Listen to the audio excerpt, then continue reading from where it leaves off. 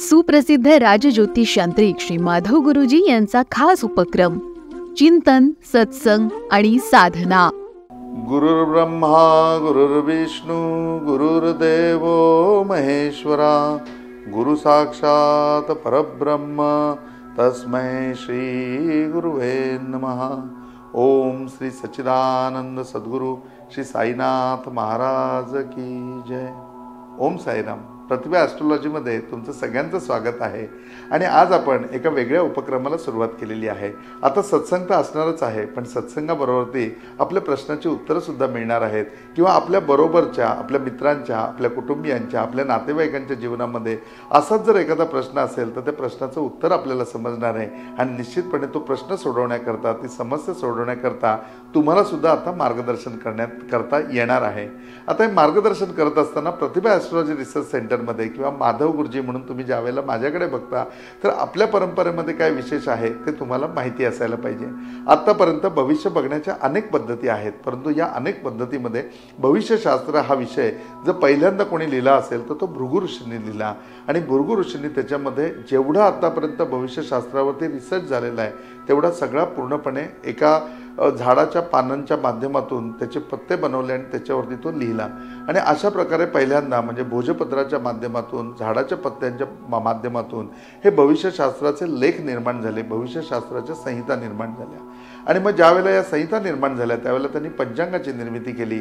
आणि त्यावेळेला त्यांनी हे पूर्णपणे म्हणजे की प्रसिद्ध केलं की आता जन्माला प्रत्येक व्यक्तीची पत्रिका या पुस्तकामध्ये आहे आणि त्याच्यामध्ये त्याचं भविष्य पण लिहिलेलं आहे. त्यावेळेला रावण जिवंत होता आणि रावणही स्वतः दशग्रंथी ब्राह्मण होता, म्हणून रावणाने स्वतःची एक संहिता लिहिली, जी रावण संहिता. आणि जी रावण संहिता लिहित असताना सगळ्या ऋषींना त्यांनी बरोबर घेतलं आणि ती संहिता लिहिली. आता भृगु ऋषींनी लिहिल्यानंतर रावणाने संहिता लिहिल्यामुळे भृगु ऋषींच्या बाबतीमध्ये ज्यावेळेला भविष्य लिहित असताना एखादा विषय जर राहिला असेल तर रावण संहितेमध्ये लिहिताना तोही विषय त्याच्यामध्ये पूर्णपणे आलेला आहे. की एक उदाहरण म्हणून सांगायचं झालं तर भृगु संहितेनुसार जर तुमच्या वास्तूमध्ये काही दोष असेल तर त्याच्याबद्दल भृगु ऋषी काही बोलत नाही, परंतु रावण संहितेमध्ये गेल्यानंतर तुमचे सगळे ग्रह बरोबर आहेत, परंतु तुमच्या वास्तूमध्ये काही समस्या असतील तर ते तुम्हाला रावण संहितेमध्ये मिळतं. आणि प्रश्नकुंडलीच्या माध्यमातून हे सगळं बघितलं जातं. मग प्रश्नकुंडलीच्या माध्यमातून हा पूर्णपणे शब्दकोश, हा सगळा सिलेबस हा ॲस्ट्रॉलॉजीमध्ये आणला गेला. आणि ॲस्ट्रॉलॉजीमध्ये आणून राजज्योतिष यांत्रिक म्हणून त्याचा पूर्णपणे सिलेबस बनवला गेला. आणि मग तो सिलेबस आम्ही सगळ्यांनी पूर्ण केला. आमचे गुरु अनिरुद्ध स्वामी उपाध्याय यांनी रावण संहितेवरती मोठा अभ्यास केलेला होता आणि त्यांच्या माध्यमातून हे संपूर्णपणे शास्त्र मी शिकलो.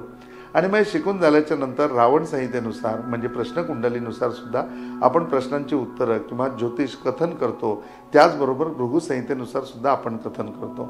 आज हे कथन करत असताना आमच्या या परंपरेला म्हणजे की प्रतिभा ॲस्ट्रॉलॉजी रिसर्च सेंटरमध्ये ही बहिराकासरांची गादी आहे.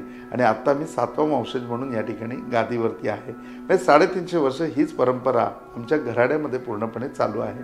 आता 350 वर्षाची ही परंपरा आणि आता ह्या परंपरेमध्ये येऊन मला सुद्धा प्रॅक्टिसला 15 वर्ष झाली. म्हणजे 365 वर्षाचा अनुभव आता तुमच्या कुंडलीवरती तुम्हाला पूर्णपणे माहिती पडणार आहे. आणि मग त्याप्रमाणे कुंडली बघत असताना प्रत्येक माणूस काहीतरी गांजलेला असतो, प्रत्येकाच्या आयुष्यामध्ये काहीतरी समस्या असते, प्रत्येकाला काही त्रास, प्रत्येकाला काही व्याप हा त्याच्यामध्ये असतो. आणि मग आल्यानंतर तो हताशपणे पत्रिका दाखवतो आणि म्हणतो की गुरुजी पत्रिका बघावं, माझं कुठलं कामच होत नाही. मग कुठलं कामच होत नाही ही त्याची एवढीच समस्या असते. परंतु प्रत्यक्षामध्ये समस्या बघायला गेलं तर ज्यावेळेला आपण बोलतो किंवा त्याची पत्रिका अभ्यासतो त्याच्या वेळेला आपल्याला लक्षात येतं की त्याची सगळी कामं होत आहेत, परंतु ती कामं होत असताना त्याच्यामध्ये उशीर होतो आहे. दुसरी गोष्ट म्हणजे त्याची कामं होत आहेत परंतु ती पूर्ण होत नाही आहेत, ती अपूर्ण राहत आहेत. काम हातामध्ये घेतल्यानंतर कुठलंच काम 100% पूर्ण होत नाही, त्याच्यामध्ये काही ना काही अपूर्णता राहते. कधी ते 70% पूर्ण होतं आहे, कधी ते 80% पूर्ण होतं आहे, पण त्याचा जो 30% आहे, त्याचा जो 20% भाग रिकामा राहतो आहे, जो अपूर्ण राहतो आहे, तो त्याच्या आयुष्यामध्ये पूर्ण होत नाही. आणि शेवटी प्रत्येक कार्य हे त्याच्या आयुष्यामध्ये अपूर्णच राहतं. तुम्ही अशा समस्येची झुंज करत असाल किंवा तुमच्या जवळपासच्या तुमच्या एखाद्या मित्राची किंवा नातेवाईकाची हीच समस्या असेल.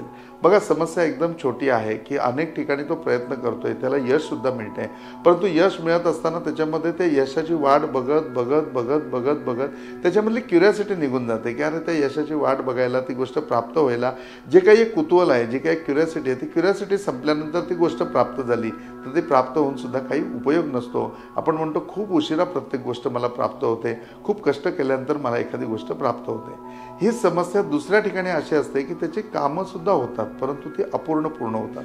म्हणजे घराचं बांधकाम करायला घेतलं, जसं पाहिजे होतं तसं घर बांधण्याकरता पैसे काढले, परंतु पैसे काढल्यानंतर काय झालं तर दुसरंच काहीतरी त्याच्या पाठीमागे निघालं. घरी कुणाचं तरी आजारपण आलं, सगळे पैसे त्या आजारपणामध्ये संपले आणि घरचं काम जसं पहिलं घर चांगलं होतं, आज ह्याच्या निमित्त बांधायच्या निमित्ताने काही इकडे तिकडे पडझड करून ठेवली आणि शेवटी बांधताच आलं नाही. आणि मग इकडनं तिकडनं कर्ज काढत ते कसं बसं पूर्ण केलं, पण ते घरसुद्धा पूर्ण झालंच नाही. जसं बांधायचं होतं तसं बांधलं गेलंच नाही आणि डोक्यावरती कर्ज मात्र झालं. म्हणजे अपूर्णता. त्याला विचारलं की घर बांधायचं काम पूर्ण झालं का रे, घर बांधून झालं का रे, तर तो म्हणेल हो घर बांधून झालं. मग पूर्ण झालं का रे, तो म्हणेल नाही 50%च पूर्ण झालं, 50% अपूर्ण आहे. मग आता कधी करणार आहे, अरे त्या 50% करता इतकं कर्ज काढलंय, ते कर्ज फेडून झाल्यानंतर आता ते पूर्ण करणार आहे. म्हणजे बघा काम झालंय परंतु अर्धवट पूर्ण झालंय. दुसऱ्या एखाद्या माणसाला विचारलं की तुझ्या याच्यामध्ये तू काम करताना कामामध्ये यश मिळतं पण मग त्याच्यामध्ये खूप उशीर होतो, तो म्हणतो अगदी बरोबर आहे. इतका उशीर होतो ना की बस त्या यशाची वाट बघून बघून ज्यावेळेला कंटाळा येतो की आता जाऊ दे, आता वाट बघायची बंद झाली, त्यावेळेला त्या ठिकाणी पूर्णपणे यश मिळतं. जसं एका व्यक्तीला घर घ्यायचं होतं आणि घर घेण्याकरता त्यांनी इतके प्रयत्न केले की त्यांनी अगदी पहिलं बँकेमध्ये अर्ज केला, त्याला कर्ज सँक्शन झालं की एवढं कर्ज तुम्हाला आम्ही द्यायला तयार आहे. ते अप्रुव्हल लेटर त्यांनी घेतलं आणि मग तो प्रत्येक ठिकाणी फ्लॅट बघायचा. फ्लॅट बघायचा असल्यानंतर कुठे त्याला दिशेमध्ये प्रॉब्लेम यायचा, तर कुठे फ्लॅट अर्धवट असायचे. रिसेलमध्ये प्रॉपर्टी बघितली तर कुठे लिकेजचा प्रॉब्लेम होता. अशा अनेक समस्या त्यांनी बघितल्या आणि घरं बघत बघत बघत बघत बघत स्वतःच्या मनासारखं एकही घर मिळालं नाही. आणि सगळं करून झाल्याच्या नंतर ज्या घरामध्ये तो भाडोत्री होता त्या मालकाने एक दिवस येऊन त्याला सांगितलं की अरे घर विकायचं आहे, तू घेत असशील तर घे. मग तो म्हणला किती किंमत आहे, आणि ते म्हणले की 30 लाखापर्यंत मला पैसे हवेत. आणि याला 30 लाखाचं अप्रुव्हल होतं. याने सगळे पेपर घेतले, बँकेत दिले आणि बँकेने याला कर्ज दिलं. ते घर त्याचं 15 दिवसामध्ये झालं.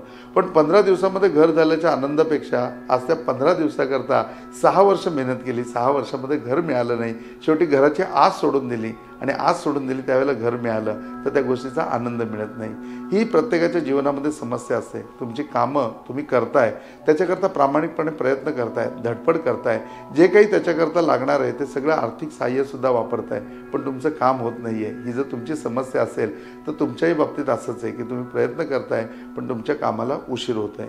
दुसरी समस्या अशी असेल की तुम्ही काम करताय पण खरंच तुम्हाला अर्धवट यश मिळतंय, तर ही समस्या तुमच्याकरताच आहे. ते मग पूर्णत्वाला कसं आणायचं ते आपण जाणून घेतलं पाहिजे. आता यामध्ये तुम्ही कुठल्याही राशीचे असा किंवा कुठल्याही नक्षत्रावरती तुमचा जन्म असो, कुठल्याही वेळेला तुमचा जन्म असो, नाही तर तुमची कुठलीही रास असो, याच्यामध्ये हा कर्माचा सिद्धांत आहे. काहीतरी तुमचं कर्म दूषित आहे किंवा तुमच्या पाठीमागे कर्माची काहीतरी पीडा आहे, ज्या पीडेमुळे तुमच्या आयुष्यामध्ये हा प्रसंग येतोय.